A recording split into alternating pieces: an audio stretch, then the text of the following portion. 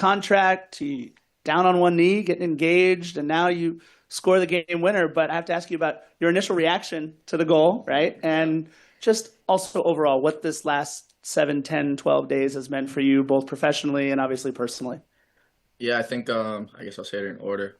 With the contract, I'm just super happy. It's a big relief. It was my last year here, and last year wasn't. I don't want to say it was bad, but it wasn't, very good. And I think this has been a lot better. So it gives me a lot of confidence going into, the playoffs. I know that I'm here next season. So that's how I feel about that. The engagement, I'm super happy about that as well. Yeah, and the contract helps with that as well. Um, And then, yeah, today, oh my gosh, it was a tough game, close game, and for the goal, I mean, I just didn't know if it was going in or not, and then I still don't know if it was going in or not, but yeah, once I touched it, I then realized I may or may not be onside, so I didn't want to look like a dirtbag, honestly. Yeah. Let me just follow up real quick too. Coming from the academy, the first homegrown to sign a second contract, right, with the first team. What does that mean to you, and what do you think that represents to all of those, maybe the Jude Terrys and the next round of kids that are coming up through the academy? Yeah, I think it just shows if you're patient and you work hard and you go at things with confidence that you could do it even in like a big team like LAFC. Obviously there's guys that have done it in other teams, and I think it's a lot easier to do it in other teams if I'm just being honest. Because LAFC could buy whoever they want whenever they want, kind of thing. If you're going to the MLS, you want to go there or come here. So yeah, just all glory to God on that. Hi, Nathan. Kind of two parts here.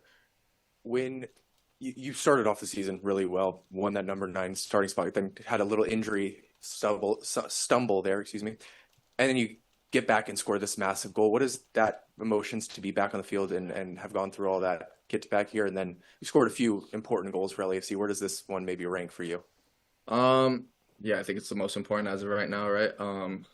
I've been part of the team that won the championship. That was my first year, but I didn't really help. So I think helping in playoffs means a lot. And then as for getting minutes, yeah, I was playing a little bit more in the mid part of the season, but I think yeah, I'm just back and ready to help as much as I can. And the most important thing is winning the trophy.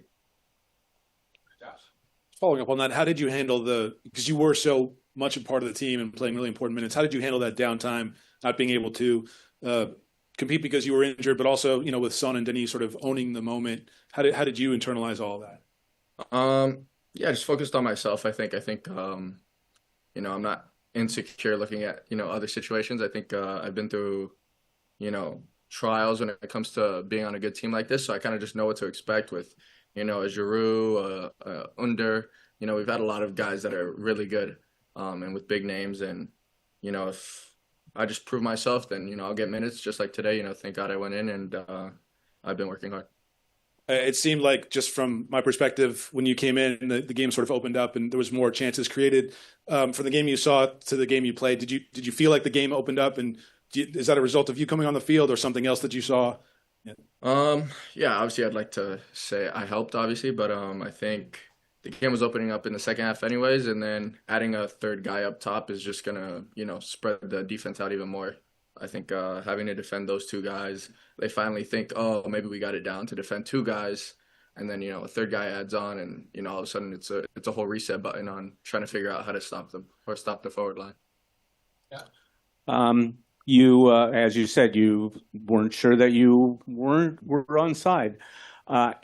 In the time between scoring the goal and them signaling the kickoff, what's going through your head at that time? How scared are you that they're going to call it back? Yeah, I didn't know if I was onside or not, so I was just like, wow, like everybody's gonna hate me if we end up losing in PKs.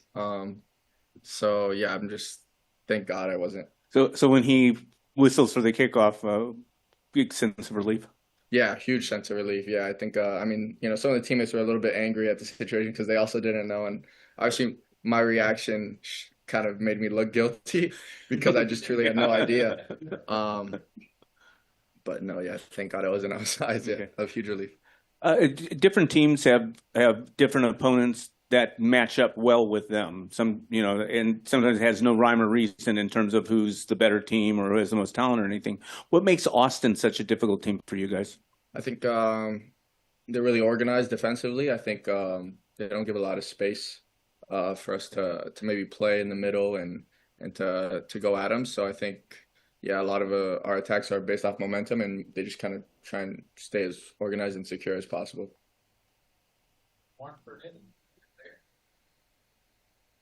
Muy buenas noches, Nathan.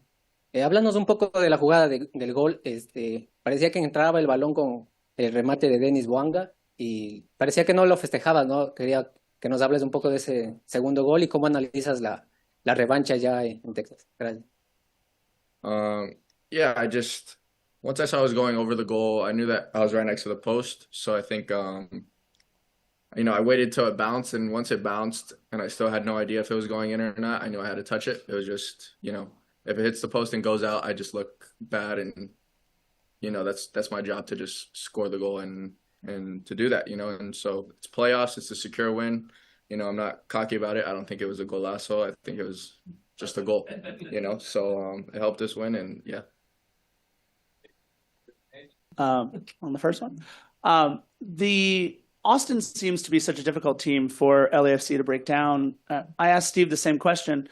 When they don't come out of their low block after going down 1-0, and they stay in it, they find a way to equalize. Like, as a defender, how frustrating is that? And are you thinking you have to do something different? Or the way that I put it, Steve, do you keep hammering that same nail because you've already scored once while they were in that low block?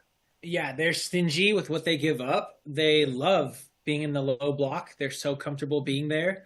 But I still think we created a lot of good chances, a lot of moments where we could have been a little bit better in the final pass, the final finish, and there's more space in the blocks to make that final pass than you think because they just drop. Like, even when you get into the area, they just kind of drop and try to block the goal, and so we need to have a little bit more street smarts there and be more confident, making one last pass, one last decision in the box. So I think the team was confident we were gonna pull out the win, which is great and what you need in those matches. But they're very stingy, and they're waiting for exactly that. They're waiting for a bad clearance, a blind cross into the box, and just hoping something happens. And of course, that's what happens. Yeah. Hey, Ryan. You guys, you got the goal 20th minute, and you had other chances. And against a team like this, you got to put away your chances. Just your thoughts on not necessarily putting away chances early after the first goal. Yeah, if we put away an early chance and go 2-0, the whole game's different. I think there's also moments we need to be smarter, and we're attacking too quickly. We win the ball back and we're trying to go quickly because that's when they're spacing behind. That's when they're a little bit out of their deep block, and so we're trying to go quickly. But we went too often when it wasn't really on, and we didn't find the right times to pull the ball back, keep them in a low block, pin them back for a little bit, make them defend, and tire them out a little bit. We were too eager to go forward too often, and so I know we'll make changes for that next. It's in 5 days, 4 days. Yeah, exactly. It's coming up fast, but yeah, those are the moments, right? When you're too eager, you don't hold the ball in the right moments, and we're always going to be that sort of attacking team, but we got to be a little bit smarter. Also want to get your perception of the second goal. Weird little play, and Nathan saying, I don't know if I'm onside or not, and the way he reacted, holding his head, he said, maybe I looked a little guilty. Just your thoughts on the play itself, but then the wait until they signal kickoff that it really counts. Yeah, it's the way he reacted obviously didn't look good. So we are, as defenders, telling everybody, just hold on, this might not stand. But I was also close to the bench, and so they were able to kind of signal with what they can see with video there too, that everything looked good. So yeah, and that's a hard one for Nate. From the angle, and you can see in the replay, it looks like it's going to go in, and he can just leave it. But when you're there in the moment, and it's like the ball's spinning, and it bounces first before, and you're just not sure. And if that for some reason doesn't go in, and you're there, and you can tap it in, you're killing yourself for that. So I think that he felt that pressure, and at the last second, just kind of touched it in. But I mean, still a huge goal for us, and gets us the win. So we needed it. Yep, perfect. you.